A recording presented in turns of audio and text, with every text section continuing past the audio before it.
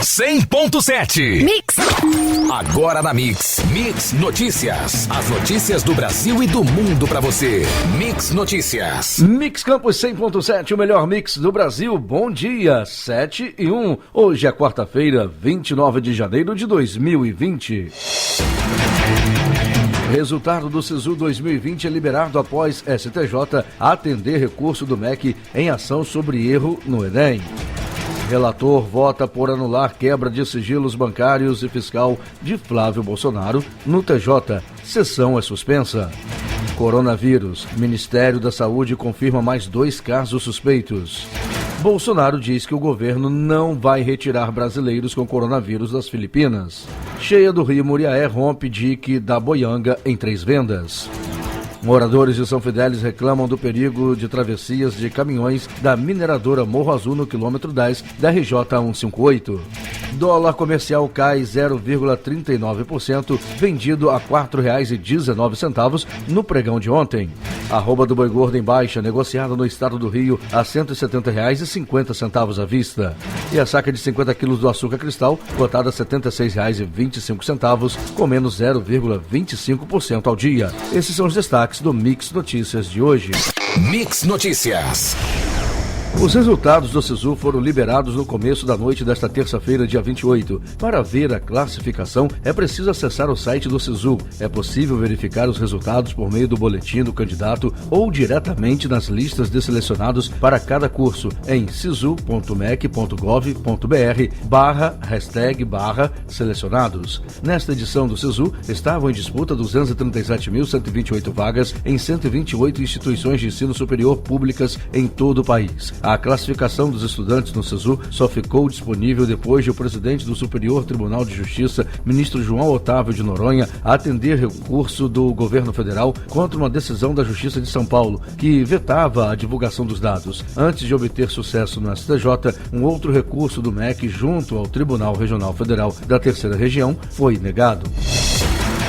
O desembargador Antônio Carlos Amado, da Terceira Câmara Criminal do Tribunal de Justiça do Rio, votou nesta terça-feira pela concessão do habeas corpus e por anular a decisão de primeira instância que quebrou os sigilos bancários e fiscal do senador Flávio Bolsonaro. O desembargador é o relator de 2 pedidos de habeas corpus feitos pela defesa do senador. A sessão foi suspensa após o voto, porque as outras 2 desembargadoras que votariam pediram mais tempo para decidir se vão anular a quebra. Ainda não há data marcada para a retomada da sessão. O relator disse que, antes do pedido de quebra de sigilo feito pelo Ministério Público do Rio de Janeiro, o senador deveria ter sido ouvido ou intimado a depor, em respeito ao princípio constitucional do respeito ao contraditório, o que, segundo o desembargador, não aconteceu. Na mesma sessão, outro pedido de habeas corpus à defesa de Flávio Bolsonaro foi negado por Antônio Carlos Amado. A defesa queria anulação de compartilhamento do relatório do Conselho de Controle de Atividades Financeiras, o COAF, com o Ministério Público do Rio, com informações da movimentação financeira do senador. As investigações do MP do Rio sobre movimentações bancárias suspeitas de 74 servidores e ex-servidores da Alerj começaram em julho de 2018. Entre as movimentações consideradas atípicas estão operações feitas na conta de Fabrício Queiroz, que foi assessor de Flávio Bolsonaro quando ele era deputado estadual do Rio.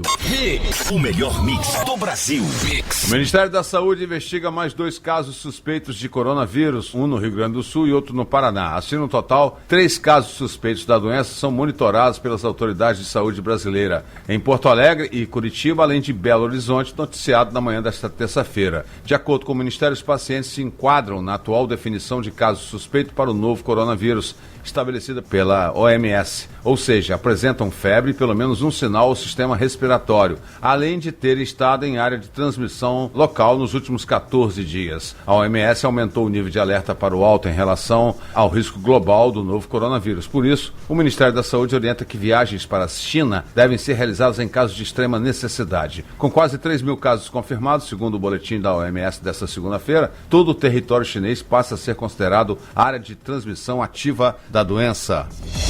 E o presidente Jair Bolsonaro afirmou ontem que o governo não vai retirar das Filipinas uma família de brasileiros com coronavírus. O presidente foi questionado por jornalistas se o Brasil seguiria o exemplo de outros países, como o Japão, que está organizando missões para tirar seus cidadãos das áreas impactadas pelos vírus. Pelo que parece, tem uma família na região lá onde o vírus está atuando. Não seria oportuno retirar de lá, com todo respeito. Pelo contrário, não vamos colocar em risco nossos aqui por uma família apenas. A gente espera que os dados da China sejam reais, só isso de pessoas contaminadas. Se bem que é bastante, mas a gente sabe que esses países são mais fechados no tocante a informações, disse o presidente. Ele se referia à família brasileira que está nas Filipinas, mas que passou por Wuhan, na China, onde está o epicentro da contaminação pelo vírus. Uma criança brasileira de 10 anos com suspeita de contaminação está em isolamento. Os pais da menina também estão isolados por precaução.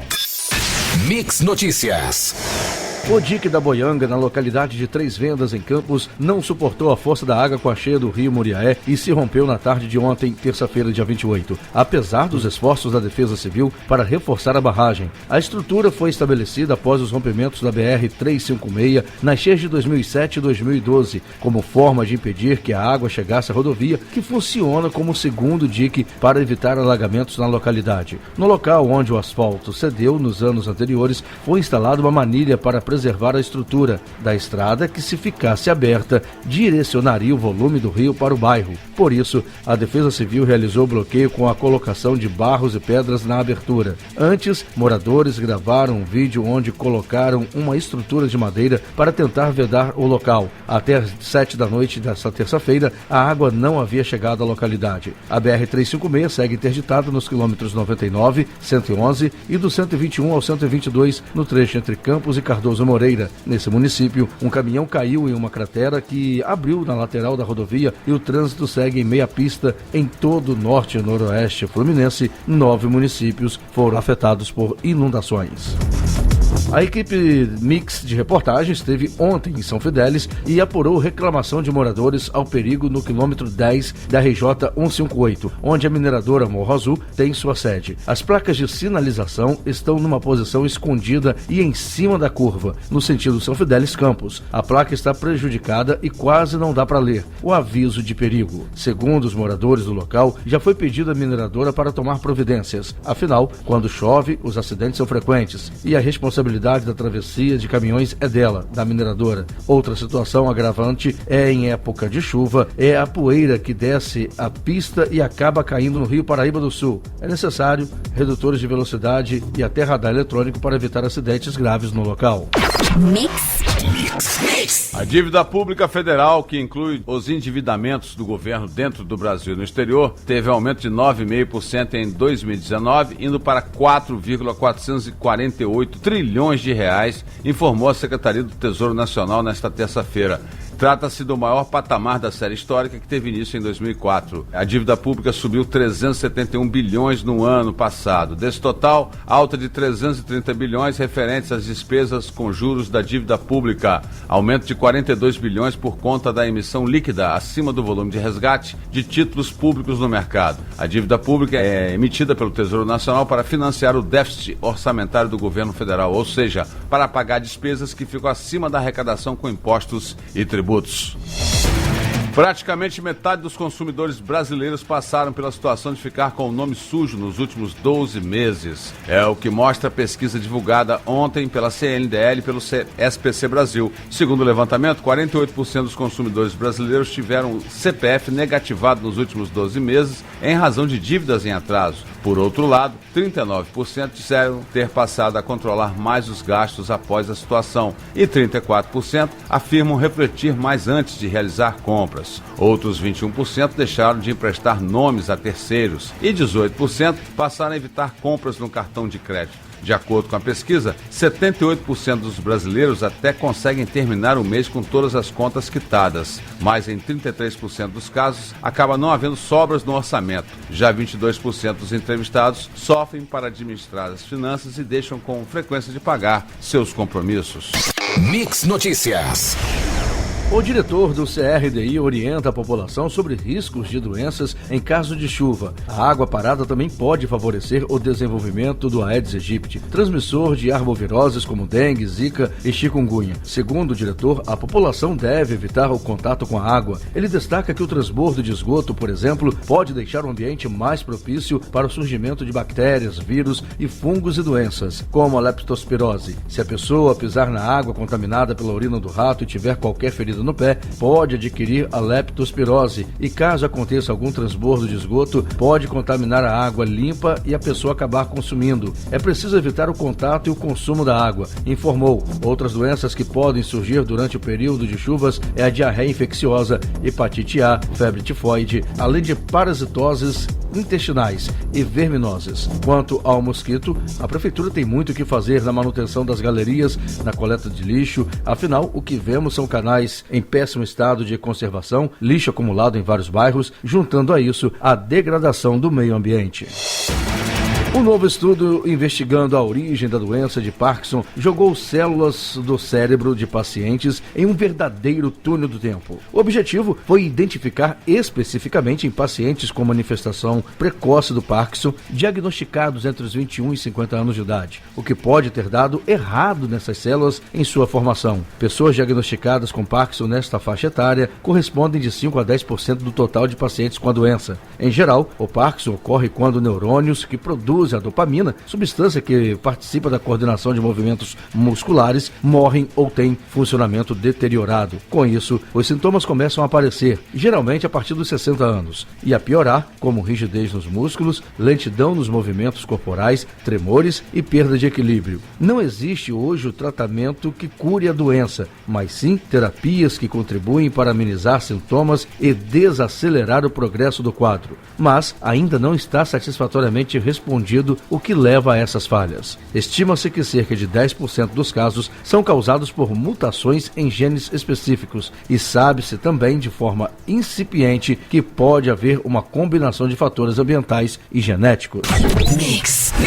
O governo pretende acabar com parte das isenções de impostos federais sobre os produtos da cesta básica. Em troca, devem ser feitos 2 tipos de compensação: dar dinheiro às famílias de baixa renda, via programas sociais, e conceder créditos aos demais consumidores por meio de uma nota fiscal eletrônica federal. A informação foi dada em entrevista a um canal de TV pela assessora especial do Ministério da Economia, Vanessa Canado. Segundo a assessora, uma das propostas é acabar em um primeiro momento com as isenções do PIS e da CONFINS, 2 tributos federais sobre a cesta básica. Nos cálculos da equipe econômica, o governo deixa de arrecadar cerca de 18 bilhões de reais por ano com esse benefício fiscal, sendo que 60% disso beneficiaria a população de alta renda. A desoneração da cesta básica é um dos maiores, se não a maior, desoneração fiscal, no caso do PIS/CONFINS. Quando ela olha para os produtos a serem desonerados, acaba beneficiando pessoas de alta renda que compram, inclusive, muitos desses produtos de melhor qualidade e maior preço do que as pessoas de baixa renda, afirmou aí a assessora.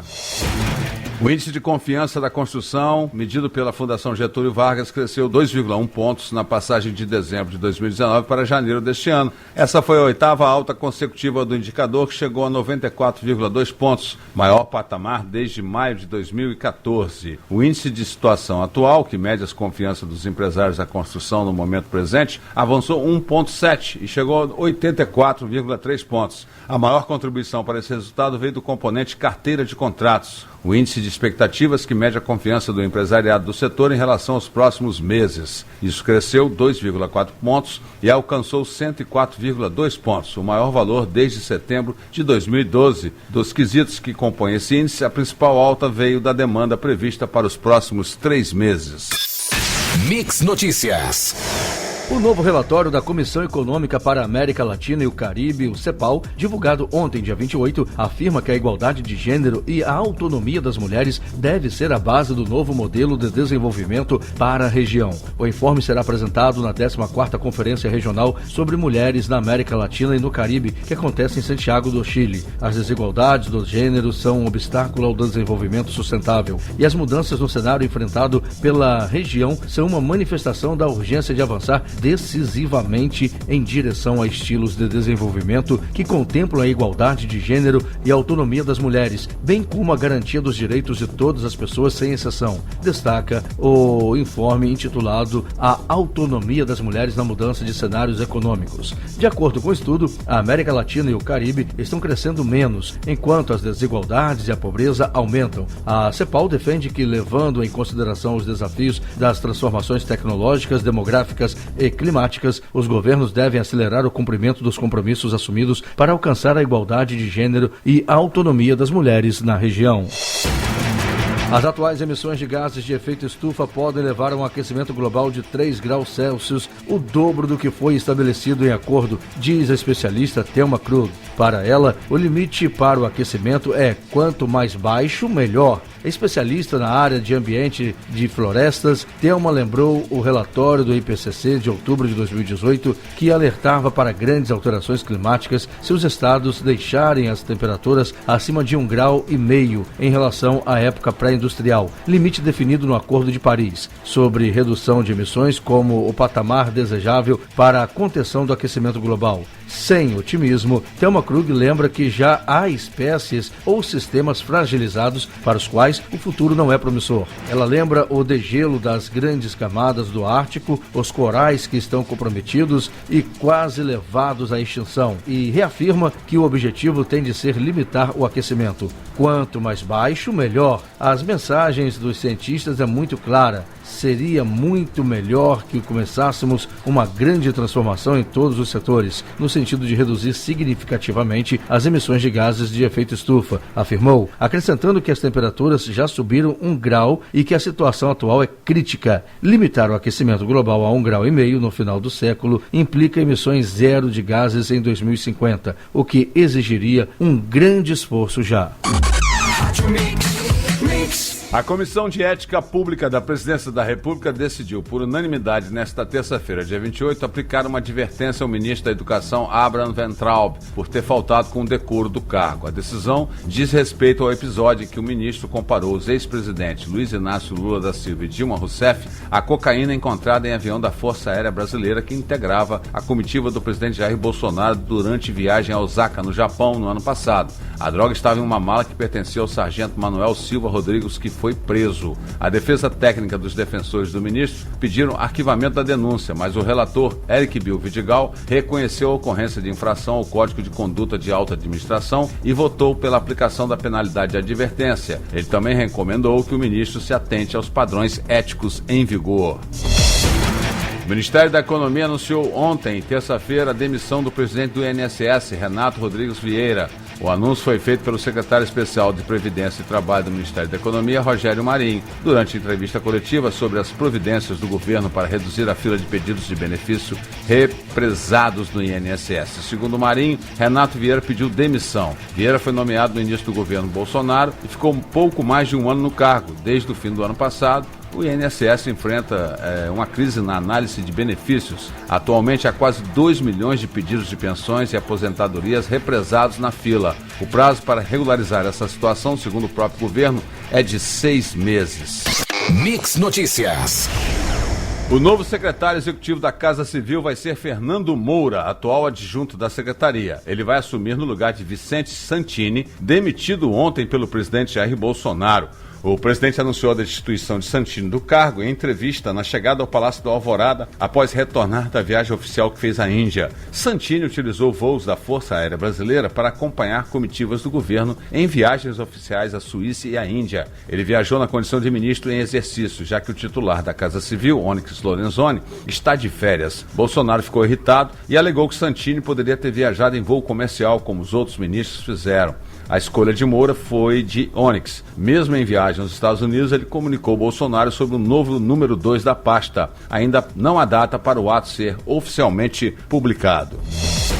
E o ministro interino da Casa Civil, Vicente Santino, perdeu o emprego por ter usado um avião da FAB para ir à Índia. E Bolsonaro, se tiver alguma coerência, vai sobrar para Ricardo Salles. No ano passado, o ministro do Meio Ambiente fez quase a mesma coisa. Na ocasião, em vez de 3 passageiros, o jato da FAB levou apenas uma pessoa numa viagem à África. Na certa, o próprio Salles. O registro de voos da Força Aérea revela que um avião solicitado pelo Ministério do Meio Ambiente embarcou rumo a Nairobi, na Quênia, no dia 31 de março, com somente um passageiro. Retornou 2 dias depois, trazendo 3 pessoas. Questionados, tanto a FAB quanto o Ministério se recusam a informar os nomes de quem viajou. O fato é que na mesma data, Ricardo Salles participou da 4ª Assembleia Ambiental da ONU em Nairobi. Após 4 dias de enchentes e inundações, os rios da região norte e noroeste fluminense começam a voltar ao nível normal. Na tarde de ontem, terça-feira, dia 28, apenas os rios Muriaé e Itabapuana estão acima da cota de transbordo em Italva, Cardoso Moreira e Bom Jesus de Itabapuana. Nas ruas, a água foi substituída pela lama e os municípios de toda a região realizam mutirões de limpeza para que parte dos 15 mil desalojados ou desabrigados comecem a retornar para suas casas. A BR-356 está liberada desde essa manhã em Itaperuna, mas continua totalmente interditada em Cardoso Moreira, próxima à entrada do distrito de São Joaquim. Por conseguinte, os moradores de São Fidélis reclamaram com nossa reportagem dos buracos nas ruas da cidade. O que estava ruim piorou devido ao aumento do tráfego de caminhões pesados na cidade por conta da interdição da BR-356. Após mais um temporal na noite desta terça-feira, Belo Horizonte amanheceu nesta quarta com estragos em diversos pontos da cidade. A chuva mais forte do que era esperado atingiu principalmente as regiões Barreiro, Centro-Sul e Oeste. Na Grande BH, uma pessoa morreu em Nova Lima e pode ser a vítima de número 53 desde a semana passada. São diversos pontos com estragos, principalmente a Avenida Tereza Cristina, na região Oeste. Uma cratera se abriu nesta avenida, uma das principais da cidade. Na região Oeste choveu 101,6 milímetros em 3 horas. Na região Centro-Sul, o córrego do Leitão transbordou desde a barragem Santa Lúcia até o centro da capital. O maior volume de chuva foi registrado na região, 175,6 milímetros em 3 horas. São vários pontos com carros arrastados, trechos do asfalto arrancados e garagens alagadas. Mix Notícias. A reação foi em cascata. Primeiro, a população se viu mergulhada em uma crise hídrica provocada pela contaminação da água distribuída pela SEDAI, isso no Rio de Janeiro. O fato provocou uma corrida por água mineral, que gerou um aumento do consumo do produto, que provocou um salto no descarte de embalagens plásticas. Cooperativas de reciclagem da cidade dizem que o volume de garrafas PET coletado chegou a triplicar nas últimas 2 semanas, causando até a redução do preço pago pela indústria. Por outro lado, esse montante de lixo está sendo canalizado para boas ações. Iniciativas que arrecadam dinheiro com tampinhas de plástico para custear a castração de animais e compras de cadeiras de rodas também relatam acréscimo relevante de material recebido. Um terremoto de magnitude 7,7 sacudiu nesta terça-feira o Mar do Caribe entre Cuba e Jamaica, provocando o esvaziamento de edifícios em toda a região. A informação é do Instituto Geológico dos Estados Unidos, o USGS, que ativou um alerta de risco de tsunami em 5 países: Belize, Cuba, Honduras, Jamaica e México, e nas Ilhas Caimã, território britânico. Segundo o informe da USGS, o terremoto foi registrado a 10 quilômetros de profundidade às 7h10 da noite, 4h10 da tarde no horário de Brasília, 125 quilômetros a noroeste de Lucéia, na Jamaica. De acordo com o site governamental Cuba Debate, que compilou informações publicadas nas redes sociais, na ilha o terremoto pôde ser sentido em diversos locais, como Guantánamo, Santiago de Cuba, Holguín, Las Tunas, Cienfuegos, Havana, Pinar del Rio e do município especial da Ilha da Juventude. Mix, o melhor mix do Brasil. Mix. Em 2019, foram registrados no Brasil 124 assassinatos de pessoas transexuais, o que dá uma média de um homicídio a cada 3 dias, segundo o levantamento inédito da Associação Nacional de Travestis e Transsexuais do Brasil, ANTRA, e do Instituto Brasileiro Trans de Educação. O resultado mostra uma queda de 24% em relação aos 163 casos registrados em 2018. Mas, mesmo assim, o país segue sendo o que mais mata pessoas trans no mundo. É importante observar que, em 2019, o Brasil segue à frente no ranking mundial de assassinato de pessoas trans no mundo, desde 2008, conforme dados internacionais da ONG Transgender Europe. É importante ressaltar que a média dos anos considerados nesta pesquisa 2008 a 2019 é de 118,2 assassinatos por ano. Observando o ano de 2019, vemos que ele está 5% acima da média em números absolutos, mesmo com a aparente queda nos números absolutos, informa o relatório que será divulgado hoje, quarta-feira, Dia Nacional da Visibilidade Transsexuais e Travestis. Em evento organizado pela ONU pelo aniversário de 75 anos da liberação do campo de extermínio de Auschwitz, o governador do Rio, Wilson Witzel, comentou a situação do menino Arthur, de 5 anos, atingido na cabeça por uma bala perdida no Morro São João, na zona norte do Rio. Em discurso sobre o genocídio liderado pelo regime nazista, Witzel citou a atuação de grupos criminosos no Rio e disse que, assim como o mundo venceu o nazismo, o Estado vencerá o crime organizado. Evidente que estamos longe do movimento nazista, mas o crime organizado se comporta como os terroristas que atacam Israel, atiram nas vítimas inocentes, usam as comunidades como escudos humanos, oprimem a população. Nós temos um trabalho hercúleo de libertação destes povos e não vamos parar, porque se Winston Churchill tivesse decidido se entregar a Hitler, não sei o que seria do mundo hoje. No Rio de Janeiro, estamos sofrendo com lágrimas, mas como a Alemanha foi derrotada e o mundo venceu o nazismo, nós vamos vencer e libertar as comunidades desta saga que é o crime organizado, disse o governador. 100.7 Mix. E agora nós vamos à nossa equipe Mix, que está em algum ponto da cidade para trazermos informações. Mix Notícias. A reportagem da Mix 100.7 está aqui na Avenida Rui Barbosa, mais conhecida como Beira Rio, em frente à Purac Síntese, a única empresa multinacional instalada em nossa cidade, averiguando aí o despejo de resíduos químicos no Rio Paraíba do Sul. Conforme fontes, esse despejo é contínuo há mais de 10 anos. O meio ambiente sofre com essas atribuições, como essa empresa faz. Outro fator aqui agravante é a quantidade de lixo e garrafas PET no leito do rio. Aí cobramos da prefeitura a limpeza e também a conscientização da população para ajudar a preservar o nosso meio ambiente. A gente volta com mais informação. Equipe Mix 100.7 nas ruas. Ouça Mix. Agora nós vamos retornar às ruas com a equipe Mix de reportagem. Mix Notícias. A reportagem da Mix está aqui em Ururaí, apurando aí o despejo de esgoto por conta da Águas do Paraíba, a empresa que não contribui com o meio ambiente, né? A agressão é notória aqui. São 3 pontos onde o despejo é feito, não existe o tratamento do esgoto aqui, é cobrada a conta do esgoto dos moradores aqui de Ururaí, e são 3 pontos. Um, inclusive, é o canal Cacomanga, que chega ao rio Ururaí. O rio está um pouco cheio, mas podemos observar aqui que o esgoto é jogado direto. Outra reclamação dos moradores, que na rua Mário Barreto tem lá o vazamento de esgoto já à mostra na rua. Ou seja, nem antes de chegar ao rio, também já existe o esgoto também entupido aqui em Ururaí. E a gente vê que não tem medidas nenhuma tomada, não existe a estação de tratamento de esgoto, apenas o esgoto sanitário, e provando mais uma vez que o rio Ururaí recebe essa cota de despejos, né, do esgoto, onde a Águas do Paraíba não cumpre o seu papel. Mas na hora de cobrar a conta, isso é bem feito. Os moradores reclamam dessa situação aqui em Ururaí e a gente pede providências, né, para a preservação do meio ambiente. Afinal de contas, tudo isso contribui para a poluição e a degradação do rio Ururaí. Essa é a equipe Mix de reportagem. A gente volta amanhã com mais informação da rua. Você ouviu Mix Notícias.